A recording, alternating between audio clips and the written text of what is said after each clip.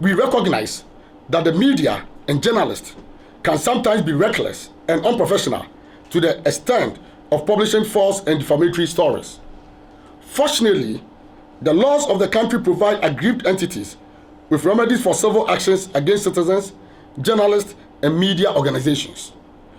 It is regrettable, therefore, that repressive actions of the Electronic Communications Act and the Criminal and Other Offences Act 1960, Act 29, are being weaponized to muzzle free speech under the Akufo-Addo regime. It may be argued that the arrest and persecutions have been in accordance with the law. It is equally true that the victims of the erstwhile criminal libel law were also dealt with in line with the law. Indeed, many of the world's intolerant and autocratic governments typically deal with decent and press offenses by exploiting the law. Hence, our call for a repeal of these two laws. Hence, our call for a repeal of these two laws. It is largely due to the wanton arrest and detention of journalists that Ghana promoted from its lofty perch as the country with the freest media environment in Africa in 2018 to 30th in the 2022 Global Press Freedom Ranking by Reporters Without Borders, RSF.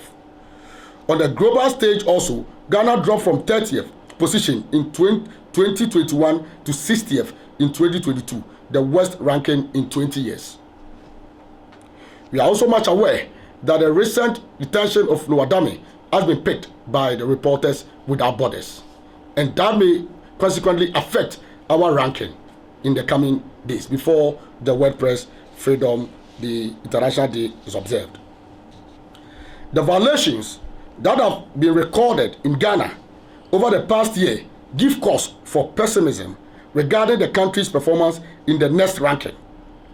It is obvious that our press freedom environment is deteriorating, and that the abuse of the two controversial laws has contributed massively to the deterioration. It is our view, therefore, that efforts to bring a positive change should begin with a reconsideration of those laws. We also call on the government to adequately resource the National Media Commission to effectively carry out its mandate of monitoring and regulating media content in a proactive manner. This, we believe, will discourage police involvement in the media regulatory space. Finally, we commit ourselves to promoting professional standards in the media and urge all journalists and media houses to uphold the highest level of integrity and professionalism. We will not, and we shall not, hesitate to call out any journalist or media organization that indulges in flagrant violation of the professional ethics and standards. This is in view of the recognition that press freedom, and indeed all other forms of freedom, go with responsibility and duty to respect public sensibilities, human dignity, and public interest.